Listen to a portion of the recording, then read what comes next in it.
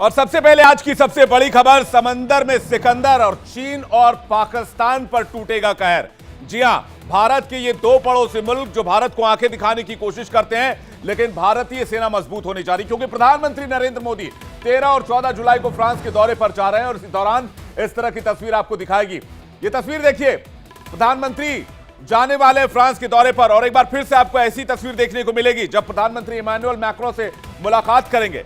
यह मुलाकात खास क्यों होने वाली और इस मुलाकात के होने के बाद भारत की ताकत कितनी बढ़ जाएगी, भारत इस मुलाकात से और भारत के प्रधानमंत्री के इस दौरे से क्या क्या मिलने वाला है, यह हम आपको बताने वाले हैं। बता दें कि राफेल पर डील होने वाली है। राफेल वायुसेना के राफेल से अलग होगा क्योंकि यह मरीन वर्जन का होगा। आपको भारत की शान राफेल को दिखाते हैं जिससे दुश्मन थर थर कांपते हैं। जल्दी से तस्वीर दिखाइए। ये देखिए राफेल की तस्वीर आप देख रहे हैं। भारत के आसमान की निगरानी के लिए तेज रफ्तार राफेल जब आसमान में होता है तो दुश्मन भी खौफ खाते हैं। इस तेज रफ्तार राफेल को देखकर, इस जेट को देखकर, फाइटर जेट जब हवा में होता है तो दुश्मनों के दिल थर्राते हैं। बता दें आपको कि वायुसेना को 36 राफेल मिलने के बाद ही दुश्मन देशों में हड़कंप मचा हुआ था। अब राफेल एम यानी कि इसका मरीन वर्जन आने वाला है और इसके मिलने के बाद क्या स्थिति होगी दुश्मन देशों की, एक रिपोर्ट देखते हैं।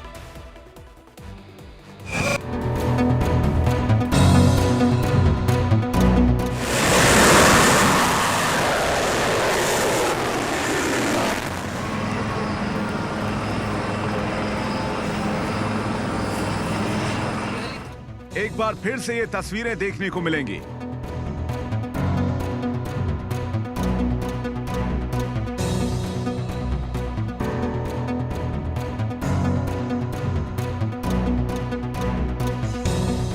हिंदुस्तान एक बार फिर राफेल की इस गर्जना और रफ्तार से रोमांचित होगा।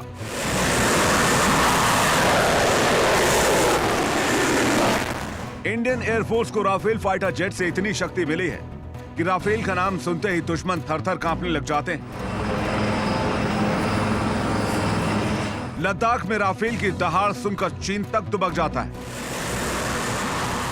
एयरफोर्स की तरह ही राफेल का मरीन वर्जन अब इंडियन नेवी को शक्तिशाली बनाने आ रहा है।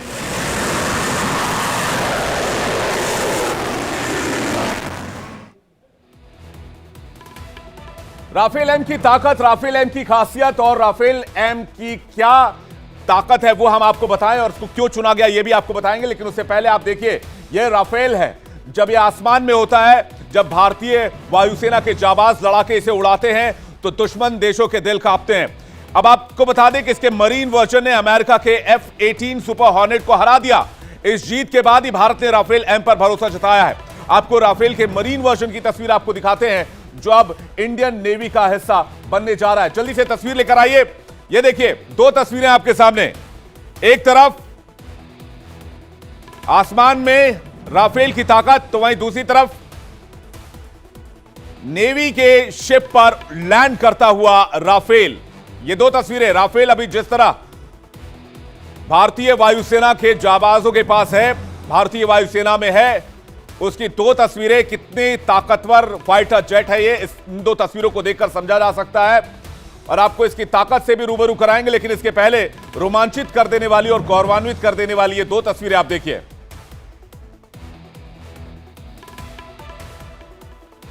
और अब आपको बताते हैं कि राफेल एम की ताकत क्या है इसकी खासियत जो इसे बाकी फाइटर जेट से अलग बनाते हैं। इसकी रफ्तार की सबसे पहले बात करें, इसकी रफ्तार है 1912 kilometre per hour, range 3700 kilometre, इसकी लंबाई है 15.27 मीटर और चौड़ाई है 10.80 मीटर, वजन 10,600 किलो का है। 10,600 किलो वजनी है, 50,000 फीट तक उड़ान भरने में सक्षम है, छोटे रनवे से टेक ऑफ और लैंडिंग कर सकता है, इसलिए इसे आईएनएस विक्रांत पर और छोटे शिप पर उतारना आसान है। एंटी शिप स्ट्राइक में इसको महारत हासिल है। न्यूक्लियर प्लांट पर अटैक के लिए इसे डिजाइन किया गया है। परमाणु बम साथ में कैरी कर सकता है और एक साथ कई मिसाइल्स, कई पेलोड इसमें लगाए जा सकते हैं। राफेल एम इतना घातक है कि पलक झपकते ही दुश्मन का दम निकाल दे। आपको बता दें कितना खतरनाक है राफेल एम।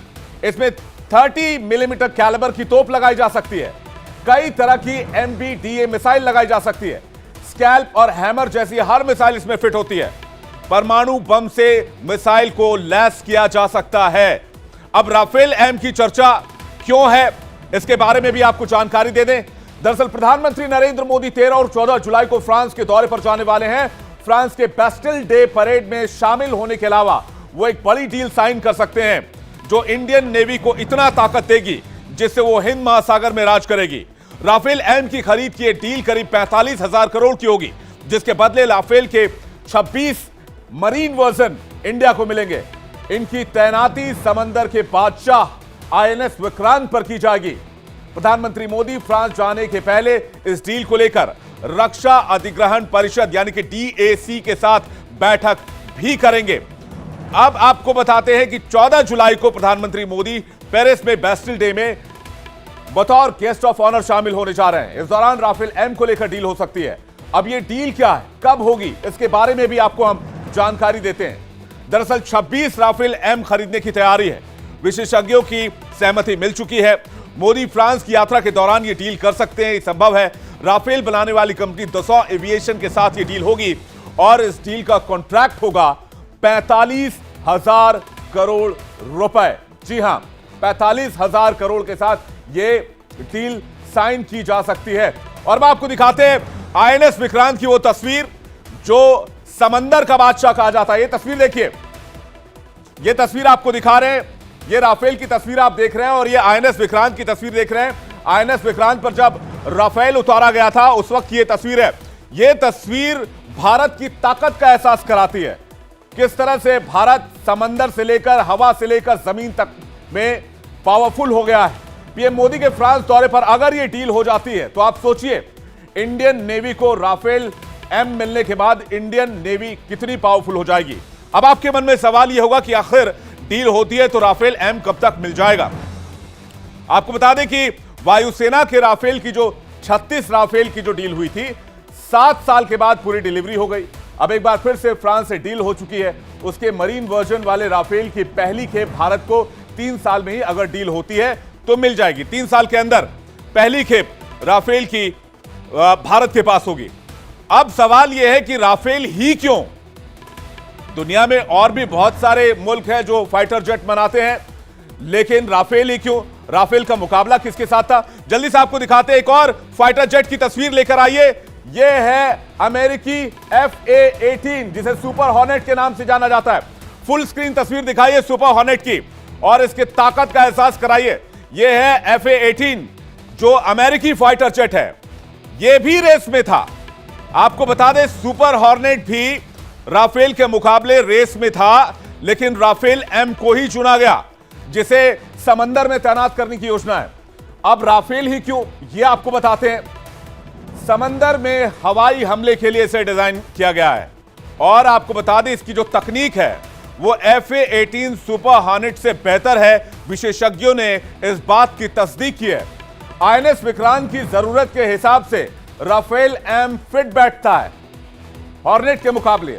वायुसेना के पास राफेल के रखरखाव का इंफ्रास्ट्रक्चर मौजूद है और वही इंफ्रास्ट्रक्चर नौसेना के काम भी आ जाएगा।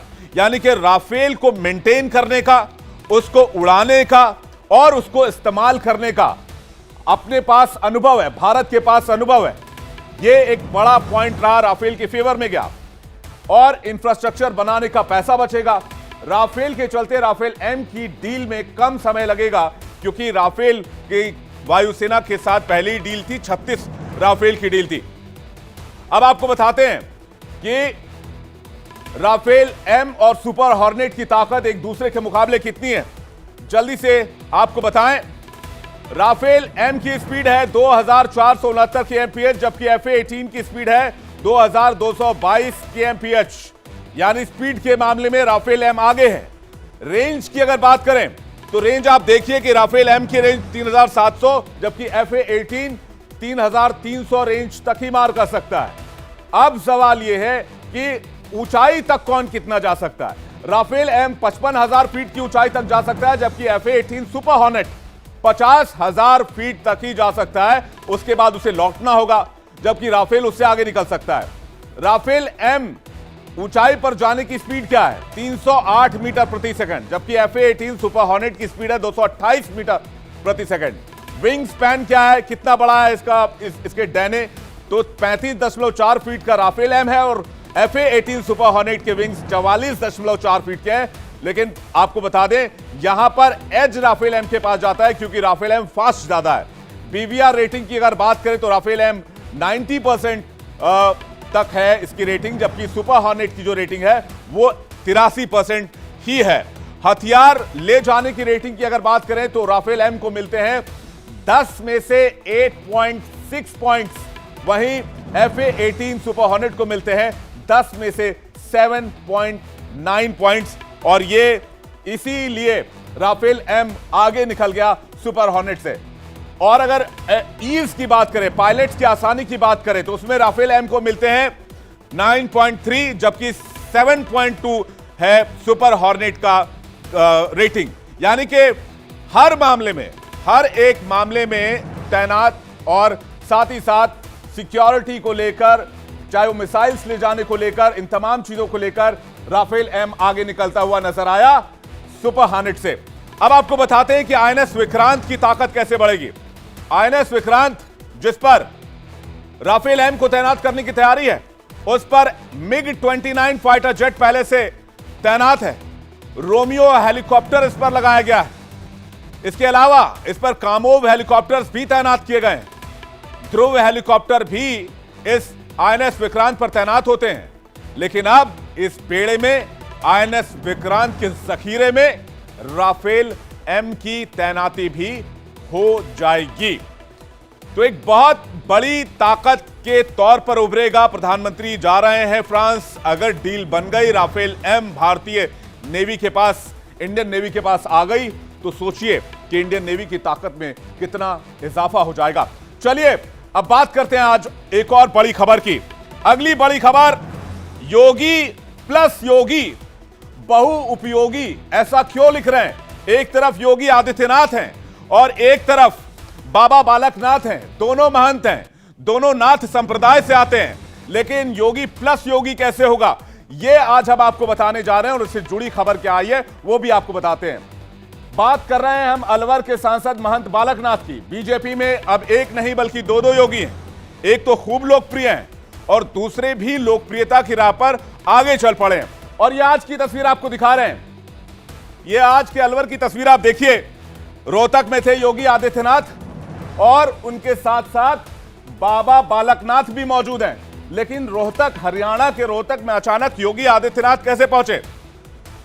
दोनों एक ही जगह कैसे दिखे? दरअसल जगह था हरियाणा का रोहतक, जहां श्री बाबा मस्तनाथ मठ में हरण पूजा हुई।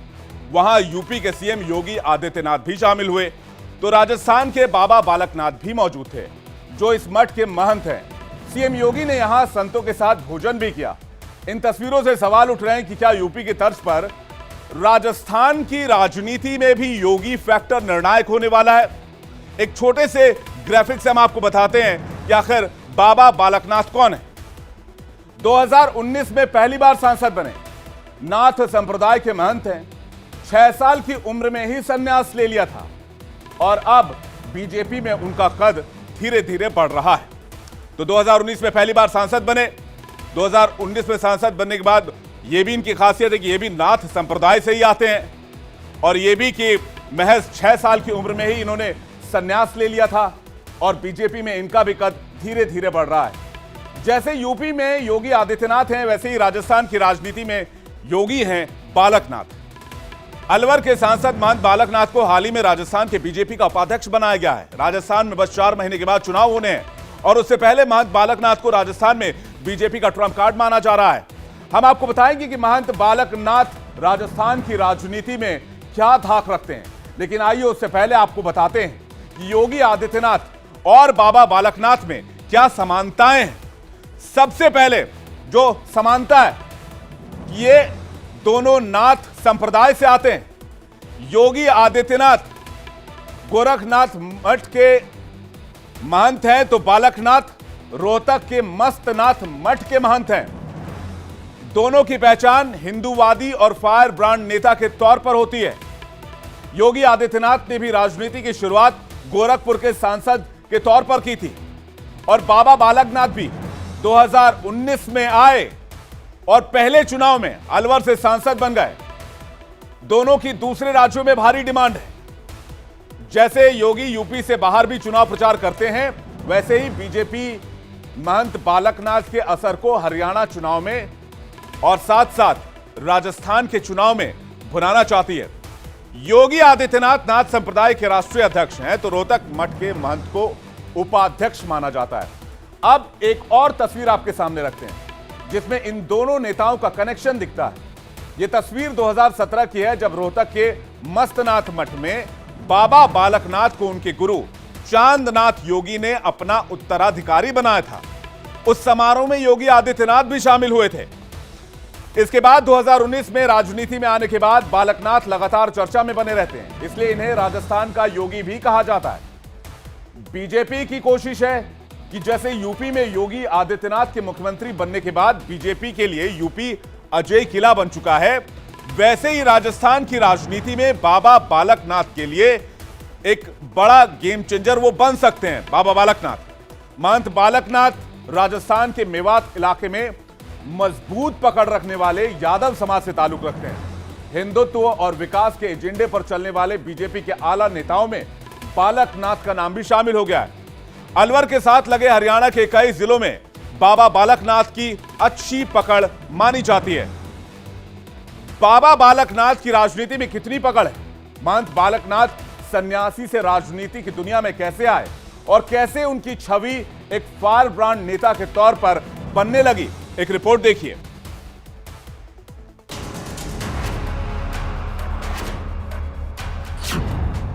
योगी से योगी का मेल, राजस्थान में होगा खेल। भगवा बाबा योगी चेहरा, जादूगर के जादू पर पहरा। बाबा, भगवा और योगी, ये तीन शब्द बीजेपी के लिए वो फॉर्मूला है जिसने 2017 और 2022 में यूपी में बीजेपी की नैया पार लगाई थी और 2019 में केंद्र में मोदी की दोबारा ताजपोशी में यूपी से पार्टी को 62 सीटें, गठबंधन समेत 64 सांसदों का तोहफा दिया था। मतलब साफ है कि 2022 के चुनाव में भगवा चोला पहने योगी ने यूपी में समाजवादियों के साम्राज्य को फिर से सत्ता से दूर कर दिया था। खबर है कि अब यही खेल भारतीय जनता पार्टी राजस्थान में भी खेलने जा रही है, जहां जादूगर अशोक गहलोत का जादू 2018 में चला था और इस बार भी कांग्रेस जादूगर का जादू चलने के इंतजार में बैठी है। लेकिन बीजेपी ने भगवा, बाबा और योगी का जोड़ बनाकर गहलोत का ऐसा तोड़ निकाला है जिससे जादूगर भी परेशान है। राजस्थान में कांग्रेस की टेंशन बढ़ाएंगे बाबा बालकनाथ। राजस्थान में विधानसभा चुनाव में 6 महीने से भी कम का वक्त बचा है। इस बीच बीजेपी ने जो संगठनात्मक फेरबदल किया है उसमें अलवर से सांसद बाबा बालकनाथ को अहम जिम्मेदारी दी गई। बाबा बालकनाथ को प्रदेश उपाध्यक्ष बनाया गया है। बाबा की नियुक्ति चुनाव के लिहाज से बेहद अहम मानी जा रही है, क्योंकि बाबा बालकनाथ यादव यानी ओबीसी समुदाय से आते हैं। इससे यूपी और हरियाणा में इसका असर दिख सकता है। माना जाता है कि यूपी के साथ साथ दक्षिण हरियाणा में भी इस समुदाय का खास प्रभाव है। उपाध्यक्ष बनते ही बाबा बालकनाथ ने वो तेवर दिखाने शुरू कर दिए जिसे देख कांग्रेस के भी पसीने छूटने लगे, क्योंकि राजस्थान का ये योगी ठीक यूपी के सीएम योगी आदित्यनाथ की राह पर निकल पड़ा है, जहां धर्म की रक्षा का संकल्प है तो एक समुदाय की भावनाओं की कद्र भी। तब तो कांग्रेस के कथित तुष्टीकरण की राजनीति पर कुछ इस तरह से प्रहार करते हैं बाबा बालकनाथ। लेकिन वर्तमान समय में जो ये कांग्रेस सरकार राजस्थान में जो राज कर रही है, कहने को तो दुनिया के लोग इसको कांग्रेस सरकार कहते होंगे, लेकिन मेरी नजर में ये मुगलिया सरकार है। कहने को तो मुख्यमंत्री आवास को सीएम आवास कहते होंगे, लेकिन मेरी नजर में मुख्यमंत्री आवास नहीं है, फतवा हाउस है। लेकिन ऐसा नहीं है कि राजस्थान में बाबा का ये रूप नया है। बाबा बालकनाथ अपने तेवरों को लेकर पहले भी चर्चा में रहे हैं। कुछ महीने पहले ही बाबा बालकनाथ ने भिवाड़ी में अपने कार्यकर्ताओं के लिए डीसीपी को थाने में घुसकर ऐसी धमकी दी थी जिस पर कार्यकर्ता बाबा की जय जयकार करने लगे थे। तब बाबा ने डीसीपी को कहा था कि मेरा नाम याद रखना, 3 लोग मेरी लिस्ट में हैं, एक यहाँ का विधायक, दूसरा पुराना एसएचओ और अब उस लिस्ट में तीसरा नाम तुम्हारा है। मैं आपको ये कहने आया हूँ, आपने जो आज अत्याचार अन्याय किया ना, निर्दोष लोगों को खाम यहाँ पर अपमानित करने का जो काम किया, जिंदगी में याद रखना, जिंदगी में याद रखना, बिल्कुल मेरा नाम भी याद रखना। मैं कभी आपको नहीं भूलूंगा। मैं इस बहरोड के अंदर 3 आदमियों को कभी नहीं भूलूंगा। एक तो ये विधायक को, और एक जो पहले यहाँ पर एसएचओ था उसको, और आज सबसे पहले आप हो गए हो मेरी लिस्ट में। बाबा बालकनाथ 2019 में पहली बार सांसद बने थे। तब बाबा बालकनाथ ने कांग्रेस नेता और पूर्व केंद्रीय मंत्री भंवर जितेंद्र सिंह को हराया था। बाबा बालकनाथ नाथ संप्रदाय के महत्वपूर्ण स्थल मस्तनाथ मठ के महंत भी हैं, जो हरियाणा के रोहतक में हैं। 2016 में चांदनाथ योगी ने बाबा बालकनाथ को अपना उत्तराधिकारी बनाया था। इतना ही नहीं, बाबा बालकनाथ यूपी के सीएम योगी आदित्यनाथ के करीबी भी माने जाते हैं।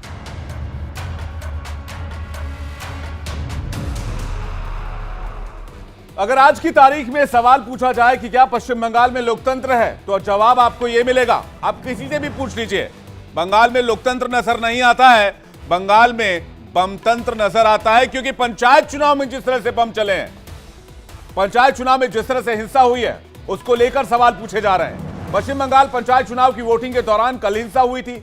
बूथ पर मारपीट, आगजनी के साथ फायरिंग, बमबाजी और तो और मत पेटी तक लूटी गई थी।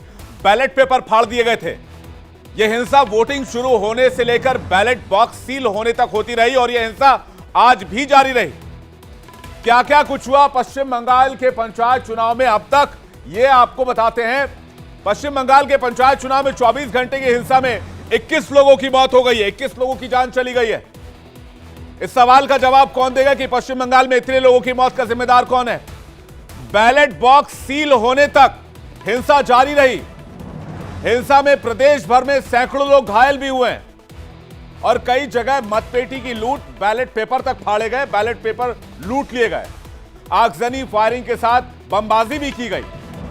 चुनाव की तारीखों के ऐलान के बाद से अब तक, ये तो मैं आपको 24 घंटे का डिटेल दे रहा था, एक और बड़ी खबर यह है, चुनाव की तारीखों के ऐलान के बाद से अब तक 37 लोगों की मौत हो चुकी है। तो सवाल यह है कि पश्चिम बंगाल में जो ये हिंसा हुई, इसके लिए अभी तक पश्चिम बंगाल सरकार की तरफ से भी कोई ठोस रिएक्शन नहीं आया। बंगाल की हिंसा पर गृह मंत्रालय एक्शन में जरूर आ गया है और गृह मंत्रालय की तरफ से क्या कहा गया है वो भी आपको बता देते हैं। पश्चिम बंगाल चुनाव को लेकर केंद्रीय बलों की मांग में राज्य चुनाव आयोग ने देर की। यह कहा जा रहा है राज्य चुनाव आयोग का सहयोग नहीं मिला, यह आरोप लगाए जा रहे हैं। सीएपीएफ को ठीक से जानकारी नहीं दी गई, ठीक से मतलब संवेदनशील बूथों की जानकारी नहीं दी गई। बीएसएफ ने भी यही बात कही थी, कहां तैनाती होनी है उसकी अभी तक जानकारी नहीं दी गई थी, जबकि चुनाव होने थे। समय से कंपनियां पहुंच गई थी केंद्रीय बलों की, संवेदनशील बूथों पर तैनाती की जा सकती थी लेकिन नहीं हो पाई। इसलिए कहा जा रहा है कि संवेदनशील बूथों पर सीएपीएफ की तैनाती की जानी चाहिए थी। हिंसा पर गृह मंत्रालय की तरफ से जो बयान आया है, बंगाल के चुनाव आयुक्त राजीव सिन्हा की टिप्पणी के बाद आया है। राजीव सिन्हा ने हिंसा की घटनाओं के लिए केंद्रीय गृह मंत्रालय को जिम्मेदार ठहराया था, जिसमें उन्होंने कहा कि केंद्रीय बल समय पर नहीं पहुंचे। अगर केंद्रीय बल समय से पहुंचे होते तो यह हिंसा नहीं होती। इसी के बाद गृह मंत्रालय ने फटकार लगाने के लहजे से कहा कि केंद्रीय बलों की मांग में देरी की गई। आपको एक और बात याद दिला दें कि कोलकाता हाई कोर्ट ने जब केंद्रीय बलों की तैनाती के आदेश दिए थे, तब ममता सरकार के साथ साथ राज्य चुनाव आयोग भी सुप्रीम कोर्ट पहुंच गया था और केंद्रीय बलों की तैनाती के आरोप लगाए थे। लेकिन न सिर्फ हाई कोर्ट से बल्कि सुप्रीम कोर्ट से भी राज्य चुनाव आयोग और ममता सरकार को झटका लगा। इसके बाद केंद्रीय बलों की तैनाती करनी पड़ी, लेकिन उसमें भी खेल यह हो गया कि केंद्रीय बलों को जो सही जानकारी दी जानी चाहिए थी वो नहीं पहुंचाई गई। यह आरोप केंद्रीय बलों की तरफ से लगाया जा रहा है। आपको तस्वीर दिखाते हैं, यह तस्वीर कल की है जब चुनाव चल रहे थे। यह बैलेट बॉक्स था जिसमें बैलेट बॉक्स लेके ही उड़ गया एक शख्स। यह आज की तस्वीर है, आज जब प्रदर्शन हो रहा है कोलकाता में, पश्चिम बंगाल में चुनाव आयोग के दफ्तर के बाहर, राज्य चुनाव आयोग के बाहर यह प्रदर्शन चल रहा है। राजीव सिन्हा को राजीव सिन्हा तुम्हें আমরা মানছি না রাजीव सिन्हा को गो बैक राजीव सिन्हा को बीजेपी तो ये प्रदर्शन कर रही है बीजेपी और कह रही है राज्य चुनाव आयोग ने निष्पक्ष चुनाव नहीं कराए। एक और तस्वीर दिखाई जल्दी से, ये देखिए एक और प्रदर्शन की तस्वीर। इस प्रदर्शन की तस्वीर में आप देख सकते हैं ये कांग्रेस पार्टी का प्रदर्शन है। मुर्शिदाबाद में प्रदर्शन हो रहा है और कहा जा रहा है कि पंचायत चुनाव निष्पक्ष नहीं कराए गए हैं। और आज भी कई इलाकों में खबर है कि छिटपुट हिंसा होती रही है। ये देखिए पूर्वी मेदिनीपुर का ये तस्वीर आप देख रहे हैं इसकी, जहां पर आज आगजनी की गई, बीच सड़क पर टायर जलाया गया और साथ ही साथ कई जगह पर हिंसक झड़प भी हुई है। और कहा जा रहा है कि पुलिस और जो वहां पर लोग थे वो आमने सामने आए हैं। कई जगह पत्थरबाजी की भी खबर है। तो ये तस्वीर हम आपको दिखा रहे हैं पूर्वी मेदिनीपुर की, जहां पर पुलिस और लोग आमने सामने आ गए। यानी सियासत जारी है तो हिंसा भी जारी है। और इस बीच एक बड़ी खबर आ रही है, बड़ी खबर का रुख कर लेते हैं। पश्चिम बंगाल के 4 जिलों में कल फिर से वोटिंग होगी। पंचायत चुनाव को लेकर फिर से मतदान किया जाएगा। पुरुलिया, बीरभूम, जलपाईगुड़ी में फिर से मतदान होगा। ये इस वक्त हमें बड़ी खबर मिल रही है। ब्रेकिंग न्यूज बता दें आप सभी दर्शकों को, इंडिया डेली लाइव के दर्शकों को इस वक्त ब्रेकिंग न्यूज बता दें कि पश्चिम बंगाल में 4 जिलों में कल फिर से वोटिंग की जाएगी। पंचायत चुनाव को लेकर फिर से वोटिंग होगी। इसमें कौन कौन से जिले हैं? इसमें पुरुलिया, बीरभूम, जलपाईगुड़ी में फिर से मतदान है। दक्षिण 24 परगना में भी पुनर्मतदान कराया जाएगा। यह इस वक्त की बड़ी खबर आ रही है।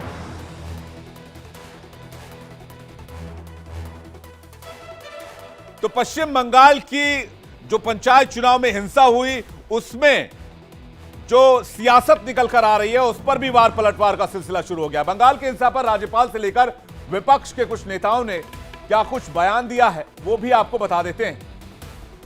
सीवी आनंद बोस राज्यपाल लिखते हैं, जो देखा वो परेशान करने वाला है। हिंसा और हत्या हो रही है, गरीबों को मारा जा रहा है। ये सीवी आनंद बोस का बयान, जो कि राज्यपाल हैं। और राज्यपाल, एक बड़ी खबर वो भी बताऊंगा कि राज्यपाल अभी इस वक्त शायद वो दिल्ली पहुंच रहे हैं और केंद्रीय गृह मंत्री अमित शाह से मुलाकात करेंगे, उस बारे में बात करेंगे। लेकिन बंगाल में लोकतंत्र की हत्या हुई, यह कहना था शुभेंदु अधिकारी का, जो कि नेता प्रतिपक्ष हैं। ममता बनर्जी के साथ स्टेट इलेक्शन कमीशन की मिलीभगत है और केंद्रीय बलों का उपयोग नहीं किया गया। हाई कोर्ट के चीफ जस्टिस से इसकी शिकायत करेंगे, यह कहना है शुभेंदु अधिकारी का। अधीर रंजन चौधरी क्या कह रहे हैं? कांग्रेस के सांसद हैं और बंगाल के बड़े नेता हैं। टीएमसी और पुलिस में कोई फर्क नहीं है। टीएमसी जो नहीं कर पाती है वो पुलिस करती है। हत्या के खिलाफ आंदोलन करेंगे, सड़क से कोर्ट तक जाएंगे। यानी कि बीजेपी और कांग्रेस दोनों टीएमसी के खिलाफ कोर्ट जाने की बात कर रही है। इस बीच एक बड़ी खबर जिसका जिक्र मैं अभी आपसे कर रहा था, ब्रेकिंग न्यूज मुझे मिल रही है। ब्रेकिंग न्यूज यह है कि बंगाल हिंसा पर गृह मंत्री से मुलाकात करने वाले हैं राज्यपाल। यह बड़ी खबर, पश्चिम बंगाल पंचायत हिंसा चुनाव में हिंसा जो हुई है उसको लेकर दिल्ली पहुंचकर अमित शाह से मुलाकात करेंगे, पूरी रिपोर्ट देंगे।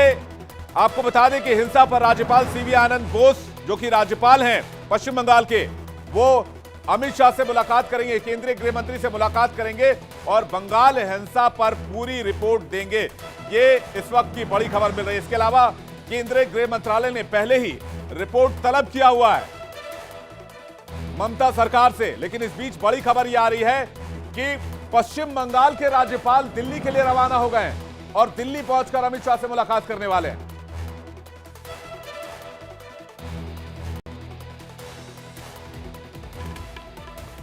और अब बात करते हैं अयोध्या की, जहां राम मंदिर निर्माण का काम जोरों पर है और अब ग्राउंड फ्लोर का काम जो है वो पूरा हो चुका है। उसकी एक एक तस्वीरें हम आपको दिखाएं, लेकिन पहले आपको दिखाते हैं कि राम मंदिर निर्माण की प्लानिंग कैसी की गई थी, निर्माण कैसा होगा। ये देखिए, ये वो मैपिंग है जो मैं आपके सामने लेकर आया हूं। अभी ग्राउंड फ्लोर का काम पूरा हुआ है, लेकिन उससे पहले देखिए कि कुछ इस तरह से मंदिर दिखने वाला है और बहुत जल्द दिखेगा, क्योंकि अगले साल की जनवरी में तारीख दी गई है और उसी समय मंदिर का उद्घाटन होगा। कुछ इस तरह से भव्य राम मंदिर 3 तल का तैयार होगा। फुल स्क्रीन करके विजुअल दिखाइए और हम आपको तब तक बताते हैं कि अभी तक कितना कितना काम हो गया है। तस्वीर देखिए, ये वो एनिमेशन है, आपको बिल्कुल रियलिटी की तरह लग रहा होगा, लेकिन आपको एक बात का यकीन दिला दूं कि जो तस्वीर अभी आप देख रहे हैं और जो मैं आपको रियल पिक्चर दिखाने वाला हूं, उसमें रत्ती भर फर्क नहीं है।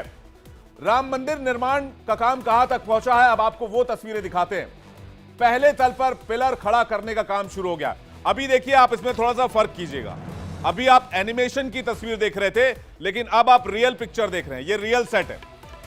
सबसे पहले तल पर पिलर खड़ा करने का काम शुरू हो गया है। पहले तल के निर्माण के लिए दिसंबर 2024 तक का समय तय किया गया है। यह तस्वीर आप देख रहे हैं। अब दो तस्वीर हम आपको दिखा रहे हैं। एक तरफ राम मंदिर कैसा होगा जब कंप्लीट हो जाएगा, जब संपूर्ण हो जाएगा, जब वो पूरा हो जाएगा। दूसरी तस्वीर आप देख रहे हैं जहां पर अभी भी ये निर्माण का काम जारी है। तो दो तस्वीरें हमने आपको दिखाई और अब आपको दिखाते हैं कि किस तरह से वहां पर काम बहुत तेजी से चलाया जा रहा है। हमारी संवाददाता स्वाति वहां पहुंची, जो वहां की ताजा तस्वीर दिखा रही है और साथ ही साथ उन्होंने हमारे पास एक ग्राउंड रिपोर्ट भी भेजी है आपके लिए। देखिए कितना बन गया है राम मंदिर। तो देखिए इस वक्त मैं इस प्लेंथ पर मौजूद हूं जहां पर देखिए ये जो गर्भगृह है ये बनाया गया है। इसी के साथ ही अगर हम इसके चौड़ाई की बात करते हैं तो ये 300 फुट इसकी चौड़ाई है और ये 2.5 एकड़ में पूरा एरिया है। और देखिए ये जो मंदिर है, ये जो द्वार है, अगर हम मंदिर की बात करते हैं तो देखिए इसमें कोई भी लोहे का इस्तेमाल नहीं किया गया है, सिर्फ पत्थरों का इस मंदिर को बनाने में इस्तेमाल किया गया है। और हम आगे अगर बढ़ेंगे तो देखिए आगे, क्योंकि इससे पहले जो हम 25 सीढ़ियों की बात कर रहे थे, तो ये देखिए ये जो सीढ़ियां हैं इस पर होते हुए आप ऊपर जो मुख्य द्वार है इसका, मंदिर का जो मुख्य द्वार है उसमें प्रवेश करेंगे और आप रामलला के दर्शन कर पाएंगे। तो स्वाति ने जो ग्राउंड रिपोर्ट भेजी वो हमने आपको दिखाई। उन्होंने दिखाया कि किस तरह से बारीकी से काम चल रहा है। पहले जो भूतल है यानी कि जो ग्राउंड फ्लोर, उसका काम पूरा हो गया। जल्दी से तस्वीर आपको दिखाते हैं कितना बारीक काम किया जा रहा है। ये देखिए कितनी बारीकी से ये नक्काशी की जा रही है, पत्थरों को तराशा जा रहा है। और ये लंबे इंतजार के बाद ये पल आया है राम भक्तों के लिए। तो बड़ी तसल्ली के साथ एक एक काम को, एक एक पत्थर को बड़ी बारीकी से किया जा रहा है। ये देखिए ये तस्वीर देखिए, ये देखिए किस तरह से पत्थरों को तराशने का काम किया जा रहा है ताकि राम मंदिर ऐसा बने जो कि अभूतपूर्व हो, अविश्वसनीय हो, अकल्पनीय हो। अब दो तस्वीरें आपको दिखाते हैं। पहली तस्वीर प्रधानमंत्री मोदी की, जब 5 अगस्त 2020 को भव्य श्री राम मंदिर निर्माण के लिए भूमि पूजन का काम शुरू हुआ था। 5 अगस्त 2020 और ये जो इंतजार है वो उसका है, लेकिन ये आज की तस्वीर आप देख लीजिए। ये दो अलग अलग तस्वीर जब प्रधानमंत्री नरेंद्र मोदी भूमि पूजन करने के लिए पहुंचे थे और 5 अगस्त 2020 के बाद आज की तारीख जब मंदिर निर्माण का जो ग्राउंड फ्लोर का काम है वो पूरा हो गया है। और बता दें कि जल्द से जल्द 14 जनवरी की तारीख आने का इंतजार कर रहे हैं रामलला के भक्त, जब रामलला अपने गर्भगृह में विराजेंगे। 14 जनवरी यानी शिलान्यास के करीब 3.5 साल बाद रामलला गर्भगृह में विराजेंगे। यानी बहुत ही तेज रफ्तार से निर्माण का कार्य किया जा रहा है। राम मंदिर का इंतजार सभी को है। हर कोई बस उस घड़ी का इंतजार कर रहा है कि श्रद्धालुओं वहां पर जाएं, रामलला के दर्शन करें। इसलिए हमने श्रद्धालुओं से बातचीत की, राम भक्तों से बातचीत की, इंडिया से बातचीत की। देखिए इंडिया क्या बोल रहा है।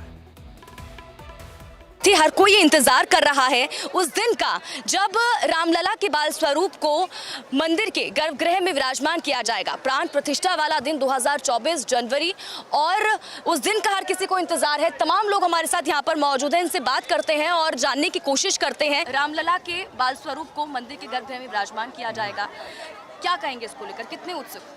अरे बहुत बढ़िया उत्सव रहेगा, बहुत लोग आएंगे भी, से काफ़ी लोग आएंगे दर्शन करके। वैसे तो हम खुद चित्रकूट जिले के रहने वाले हैं। 2024 में जो रामलला जी की स्थापना अनुष्ठान होगा उसको हमको बहुत हर्ष है, बहुत खुशी है हम लोगों के लिए। ये हम लोगों का सौभाग्य है, हम उनको बधाई देते हैं। बहुत बहुत धन्यवाद। सालों से इंतजार था लोगों का। हाँ, बरसों से इंतजार था, ये इंतजार हमारा खत्म होने पर है। मेरा नाम अंजलि है। जी, आप पहले भी आई हैं अयोध्या? हाँ, मैं पहले भी आई हूँ जी। हाँ, मैं दिल्ली में रहती हूँ। विकास की बात करते हैं अयोध्या में, जी, जी। पहले से अब तक कितना विकास आप देख रही हैं अयोध्या में? जी, यहाँ पे काफ़ी विकास है एंड काफ़ी बेटर भी लगता है। जितना पहले से अब है तो यहाँ पे काफ़ी अच्छा लगता है और काफ़ी डेवलपमेंट भी हो चुका है। तो इसके मानने में अगर आगे भी चलें तो आगे भी लगता है कि खूब अच्छा हो जाएगा यहाँ पे। यहाँ की श्रद्धा और भाव को देख के बहुत प्यारा लगता है। यहाँ देखिए हर देश के लोग आते हैं श्रद्धा भाव से, और हमेशा श्रद्धा एक दूसरे में प्रेम भाव बना रहता है, इसके लिए बहुत अच्छा लगता है। श्रद्धा और प्रेम भाव पाने के लिए लोग वहां पहुंच रहे हैं, अयोध्या पहुंच रहे हैं रामलला के दर्शन के लिए। हमने अभी तक आपको दिखा दिया कि मंदिर निर्माण का कार्य कितना संपूर्ण हुआ है, कितना काम बाकी है, लेकिन आंकड़ों के हिसाब से अगर बात करें तो कितना काम हुआ है इस पर ये नजर डाल लेते हैं। सज रहा है धाम और कितना पूरा हो गया है काम। तो पहले तल का निर्माण शुरू हो गया, टोटल 3 फ्लोर बनने हैं, ग्राउंड का पूरा हो गया है, पहले का शुरू हो गया है, इसके बाद 2 फ्लोर और बनेंगे। 166 खंभों में देवी देवताओं की मूर्तियां होंगी। इसके साथ ही आपको बता दें कि फर्स्ट फ्लोर के मंडप की दीवार और खंभों का निर्माण फिलहाल किया जा रहा है। साथ ही साथ खंभों को जो पिलर्स लगाए गए हैं उनको बहुत ही शानदार लुक दिया गया है, बारीक नक्काशी की जा रही है, जो तस्वीर अभी हमने आपको दिखाई। और दिसंबर 2024 तक जो पहला फ्लोर है वो बनकर तैयार हो जाएगा। अयोध्या में बन रहे राम मंदिर की जो नई तस्वीर सामने आई है वो काफी भव्य है। ग्राउंड फ्लोर के निर्माण के बाद अब फर्स्ट फ्लोर के निर्माण की तैयारी है और इसी फर्स्ट फ्लोर पर बनाया जा रहा है। बहुत सारे यहां पर मूर्तियां बनाई जा रही हैं, बहुत सारा निर्माण किया जा रहा है। जिस रफ्तार से मंदिर निर्माण का काम चल रहा है उसे देखकर साधु संत भी खुश हैं, प्रसन्न हैं। हमारी सहयोगी स्वाति आर्या ने तपस्वी छावनी के महंत परमदास हंस से बातचीत की, एक रिपोर्ट आपको दिखाते हैं।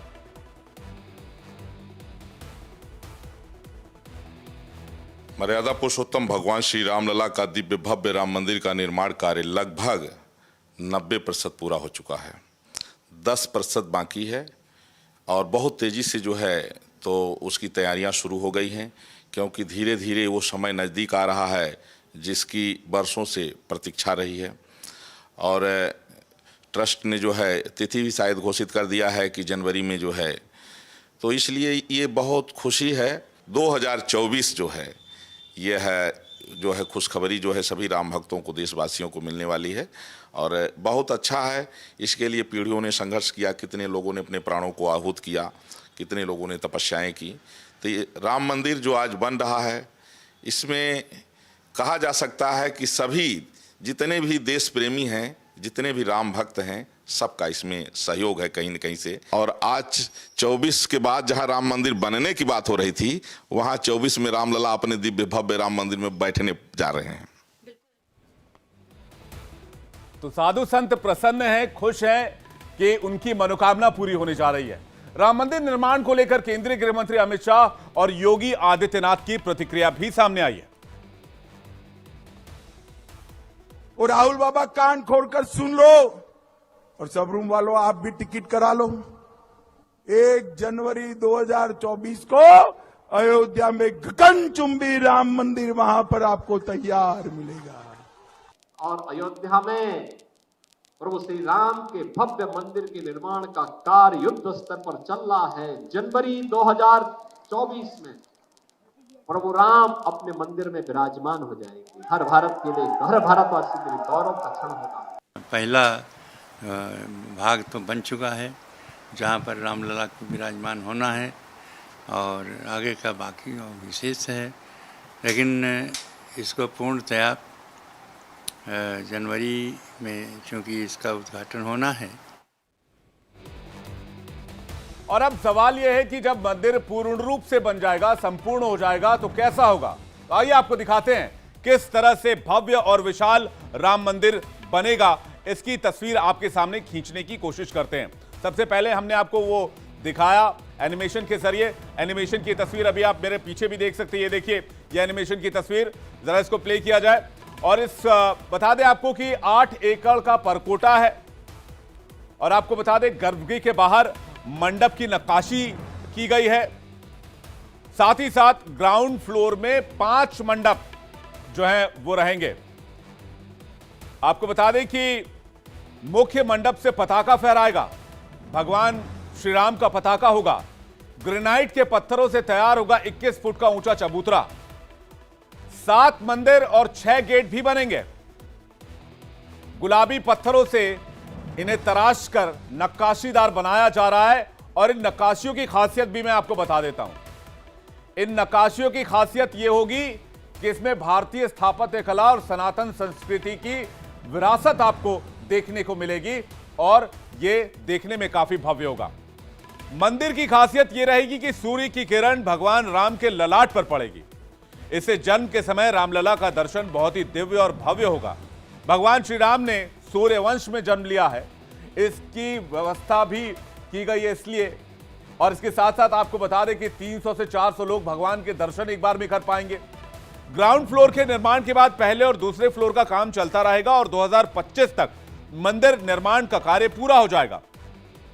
इधर मंदिर निर्माण का काम तेजी से चल रहा है, जिसे साधु संतों के बीच खुशी की लहर है। तो वहीं योगी सरकार भी अयोध्या के विकास में कोई कसर नहीं छोड़ रही है। भगवान राम के जन्मस्थली में होने वाले आयोजन को लेकर तैयारी तेज कर दी गई है। ये देखिए, ये अयोध्या दीपोत्सव की तैयारी आप देख रहे हैं। जब दिवाली के मौके पर दीपोत्सव मनाया जाता है, इसका नजारा पूरी दुनिया देखती है और हर साल एक नया रिकॉर्ड बनता है सबसे ज्यादा दीपों को जलाने का। इसके साथ साथ आपको बता दें, रामायण क्रूज बनाया जा रहा है। पहला क्रूज इसी साल अक्टूबर में, जबकि 2 और क्रूज जनवरी में सरयू नदी में उतारने की तैयारी है। और रामायण क्रूज की खासियत क्या होगी, यह भी हम आपको बता देते हैं। क्रूज की खासियत क्या होगी, यह आपके सामने रखें तो रामायण क्रूज 11 करोड़ की लागत से सोलर क्रूज का निर्माण किया जा रहा है, जिसकी लंबाई 25 मीटर और चौड़ाई 8.3 मीटर होगी। 11 किलोमीटर तक होगा क्रूज का संचालन। क्रूज को गुप्तार नया घाट के बीच से चलाया जाएगा और क्रूज में त्रेता युग की झलक देखने को मिलेगी। कवर्ड शेड में लग्जरी क्रूज का निर्माण किया जा रहा है। क्रूज में पहले तल के 100 पर्यटकों के बैठने का इंतजाम होगा, जबकि ऊपर का फ्लोर पूरी तरह खाली होगा, जहां श्रद्धालु खड़े होकर सरयू विहार का आनंद ले पाएंगे। योगी सरकार ने इस बार अयोध्या में होने वाले दीपोत्सव की भव्यता को विस्तार देने की योजना बनाई है। इस बार दीपावली के मौके पर अयोध्या को 21 लाख दियों से जगमग करने की तैयारी की जा रही है। दीपोत्सव के मौके पर अयोध्या में श्रद्धालुओं के पहुंचने की संख्या में लगातार इजाफा हुआ है। अगले साल राम मंदिर के उद्घाटन के पहले दीपोत्सव को और ज्यादा भव्यता के साथ मनाने की योगी सरकार ने प्लानिंग कर ली है। आपको बता दें क्या क्या योजना बनाई गई है। योगी सरकार ने इसके लिए 2 और हेलीपैड बनाने का निर्णय लिया है। तो आपको बता दें 2 और हेलीपैड बनाए जाएंगे। इसमें विशेष मेहमानों को सहूलियत होगी जो कि वहां दर्शन करने के लिए आएंगे या दीपोत्सव देखना चाहते हैं, चाहे जैसे वो फॉरेन डिग्नेटरीज हो गए या फिर विदेश से आए मेहमान हो गए। एक साथ 3 हेलीकॉप्टर सरयू तट पर उतर सकेंगे, खड़े हो पाएंगे अगर ये हेलीपैड बन जाते हैं तो ये एक खासियत और अयोध्या में जोड़ी जा रही है, जिससे न सिर्फ यूपी का विकास हो बल्कि अयोध्या में भी पर्यटन को बढ़ावा दिया जा सके। दरअसल साल 2022 में दीपोत्सव में प्रधानमंत्री नरेंद्र मोदी जब अयोध्या आए तो राम कथा पर एक ही हेलीपैड होने की समस्या के चलते पीएम को वापसी में बन रहे श्रीराम एयरपोर्ट सड़क मार्ग से जाना पड़ा था। साकेत महाविद्यालय और रामकथा पार्क के बीच पीएम को सुनने के लिए, देखने के लिए लाखों की भीड़ के चलते साकेत महाविद्यालय के मैदान तक ले जाना भी बहुत मुश्किल हो गया था। अभी रामकथा अयोध्या धाम का सरयू के किनारे बना एकमात्र हेलीपैड है, जहां सीएम योगी अयोध्या धाम की यात्रा के दौरान हर बार आते जाते हैं। लेकिन अब योगी सरकार 2 और नए हेलीपैड बनाने की तैयारी कर रही है, जिससे वहां आने वाले पर्यटकों को, वहां आने वाले नेताओं को किसी तरह की कोई दिक्कत ना हो। अयोध्या को विकसित करने के लिए सरकार ने कमर कस ली है। अयोध्या को वैश्विक स्तर पर, वर्ल्ड लेवल पर डेवलप किया जा रहा है। पर्यटन को बढ़ावा देने के लिए कई तरह की स्पोर्टिंग एक्टिविटी भी शुरू की जा रही है। Water cruise, water taxi, hot air balloon जैसी तमाम एक्टिविटी शुरू होने जा रही है। अयोध्या शहर को भी स्मार्ट सिटी बनाया जा रहा है। इधर राम का दरबार सज रहा है, उधर लोगों में उत्साह है। इस पर इंडिया क्या बोल रहा है, आइए सुनते हैं। आज जो है यह गर्भगृह का निर्माण जो है अपनी तीव्रता की ओर है। तक हम सब जो है बड़े हम सब प्रसन्नचित हैं कि अयोध्या में इस प्रकार से लंबे कालखंड की जो एक संकल्प था वो पूर्णता की ओर है। ग्राउंड फ्लोर का काम आप देख ही रहे हैं, सभी बंसी पहाड़पुर के पत्थरों का, भूतल का काम पूरा हो चुका है। उस पर जो बारीक काम है, चाहे वो रूप काम है, चाहे फूल पत्तियों के उकेरने का काम है, वो काम, बारीक काम कारीगर यहाँ कर रहे हैं, वो भी समय सीमा में तैयार कर लेंगे। और अब बात करते हैं हम सब के चहेते, हमारे आपके चहेते और भारत की शान वंदे भारत की। वंदे भारत की कई तस्वीरें अभी तक आपने देखी होंगी, लेकिन एक नया वंदे भारत ट्रेन नए लुक के साथ जल्दी हमारे और आपके बीच आने वाला है। मैं बीच में आ जाता हूं, एक बार फिर से वो तस्वीर लगाइए। मैं ये देखिए, ये केंद्रीय रेल मंत्री अश्विनी वैष्णव हैं और ये जो है वो नए लुक वाला वंदे भारत है। इसे तिरंगे की थीम में सजाया गया है। ये तस्वीर देखिए, एक तरफ पुराना वंदे भारत, एक तरफ नया वंदे भारत। दोनों में कुछ अमूलचूल परिवर्तन भी किए गए नए वंदे भारत में, ये भी हमें जानकारी मिल रही है। और आप देखेंगे तो इस तरफ जो देखेंगे ये नया वंदे भारत है और आप इस तरफ देखेंगे तो ये पुराना वंदे भारत है, पुराने लुक के साथ। हालांकि बहुत पुराना नहीं है, ये ट्रेन अभी भारत के दिलों में धीरे धीरे उतरने लग गया है। जहां भी जाता है लोग इस ट्रेन के साथ सेल्फी लेते हैं। और आपको बता दें कि अब ये तिरंगे के रंग में रंगने वाला है। रेलवे ने वंदे भारत एक्सप्रेस ट्रेन का रंग बदल दिया है, जो अब ब्लू की जगह केसरिया, सफेद और हरे रंग में नजर आएगा। रेल मंत्री अश्विनी वैष्णव ने कहा है कि वंदे भारत का नया रंग तिरंगे से प्रेरित है। वहीं देश भर की बात करें तो अभी तक 25 वंदे भारत ट्रेनें चल रही हैं, जबकि 2 ट्रेनों को रिजर्व में रखा गया है और 28वीं वंदे भारत को ट्रायल बेसिस पर केसरिया रंग दिया गया है। यह ट्रेन अभी चेन्नई के इंटीग्रल कोच फैक्ट्री में रखी हुई है। इसी फैक्ट्री में सभी वंदे भारत एक्सप्रेस ट्रेनों को बनाया जाता है। तो नई वंदे भारत कैसे खास होने वाली है, जिसका जिक्र मैं अभी आपसे कर रहा था, वो मैं आपको बताऊं कि बहुत ज्यादा अहम बदलाव किए गए हैं। वो हम आपके सामने जल्दी से रख देते हैं। सीट में बेहतर कुशनिंग की गई है ताकि सफर जो है वो आरामदायक हो सके। आपको बता दें कि उसका एंगल भी ठीक किया गया है। मोबाइल चार्जिंग पॉइंट्स तक पहुंच बेहतर की गई है। एग्जीक्यूटिव चेयर कार में फुटरेस्ट बढ़ाया गया है ताकि लोगों को पैर खोलने में तकलीफ ना हो, पैर खोलने में आसानी हो। वॉश बेसिन जो होता है उसकी गहराई बढ़ाई गई है, जिससे कि पानी के छींटे ना निकले वहां से, दूसरे पैसेंजर्स को, को पैसेंजर्स को दिक्कत ना हो। टॉयलेट्स में बेहतर लाइटिंग की गई है। रीडिंग लाइट में सुधार किया गया है कि अगर आप कुछ पढ़ना चाहते हैं तो आपके किताब पर डायरेक्ट वो लाइट आएगी। वंदे भारत जो है ट्रेन चल रही है, लेकिन एक और खबर यह आ रही है कि वंदे साधारण ट्रेन की भी शुरुआत होगी, जो इसी स्पीड से चलेगी, लेकिन इससे आपके समय में बचत होगी और ये लो कॉस्ट में आएगी वंदे साधारण ट्रेन। जबकि वंदे भारत ट्रेन की जो टिकट होती है वो महंगी होती है, लेकिन वंदे साधारण जो है इसी थीम पर आएगी, कम समय लेगी, इसमें पैसे भी कम लगेंगे, ये जानकारी मिल रही है। वंदे भारत ट्रेन की बात करें तो ये ट्रेन बाकी ट्रेनों से अलग है। इसकी डिजाइन ऐसी है कि देखते ही पता चल जाता है कि ये वंदे भारत ट्रेन है। सेफ्टी के लिए इसमें कवच टेक्नोलॉजी का इस्तेमाल किया गया है। इसकी हाईएस्ट स्पीड 180 किलोमीटर तक जाती है। वंदे भारत में एडवांस ब्रेकिंग सिस्टम लगाया गया है। ड्राइवर यात्रियों से बातचीत कर सकते हैं, जैसे कि प्लेनों में होता है। एयरप्लेन में अगर आप बैठे होंगे तो आपको पता होगा।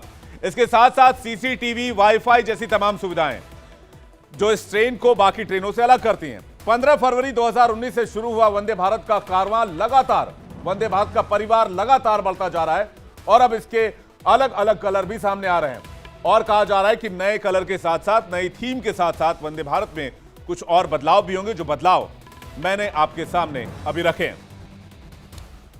एक बड़ी खबर आपको बता दूं, इंडिया बोल रहा है मध्य प्रदेश में आदिवासियों पर सितम की तस्वीरें कम होने का नाम नहीं ले रही हैं। एक के बाद एक 3 घटनाएं सामने आ चुकी हैं। ताजा मामला इंदौर का है। तीनों तस्वीर आपके सामने रखते हैं। पहली तस्वीर सीधी की है, जहां आदिवासी शख्स के साथ पेशाब कांड हुआ, तो शिवपुरी में इसके फौरन बाद तलवा चटवाने वाला कांड सामने आ गया। इधर यह कांड खत्म होता या इसकी चर्चा खत्म होती, इसके बाद मध्य प्रदेश से 2 आदिवासी भाइयों की बेरहमी से पिटाई ने हर किसी को हिलाकर रख दिया। हर तस्वीर शर्मसार करने वाली है। सीएम शिवराज की दखल के बाद ऐसी तस्वीरें सामने आ रही हैं। सवाल यह है कि आदिवासियों की सुरक्षा के लिए आखिर क्या किया जा रहा है।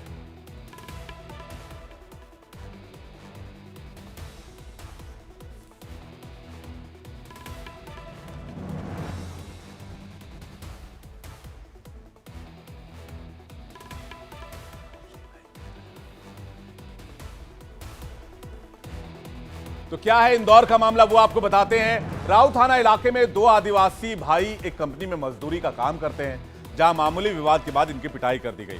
लेकिन क्यों, ये भी आप जान लीजिए। दोनों भाई काम के बाद घर लौट रहे थे। तेज बारिश में इनकी बाइक गिर गई, दबंगों से कहासुनी हो गई। 8 घंटे तक बंधक बनाकर रखा और पिटाई की गई। 3 दबंगों पर पिटाई का आरोप है। तीनों को पुलिस ने गिरफ्तार कर लिया और कार्रवाई भी की जा रही है। सीधी कांड की कार्रवाई भी आपको याद होगी। आरोपी पर एनएसए लगा दिया गया, आरोपी के घर को बुलडोज कर दिया गया और आरोपी को कॉलर पकड़कर पुलिस उठाकर लेकर गई थी। यानी कि मध्य प्रदेश में अगर इस तरह की घटनाएं सामने आ रही हैं तो मध्य प्रदेश की सरकार सख्त एक्शन लेने से भी नहीं हिचक रही है। उम्मीद है आपको यह हमारा आज का शो पसंद आया होगा। हर एक खबर की बारीकी हमने आप तक पहुंचाने की कोशिश की है। कल रात 8:55 पर फिर कल दिन भर की बड़ी खबरों के साथ मुलाकात होगी और उस खबर के पहलू तक हम आपको पहुंचाएंगे, उस खबर की पीछे की खबर आपके सामने रखेंगे। तब तक हमें दीजिए इजाजत पूरी टीम के साथ और आप बने रहिए इंडिया डेली लाइव के साथ तमाम बड़ी खबरों के लिए और ब्रेकिंग न्यूज के लिए। नमस्कार।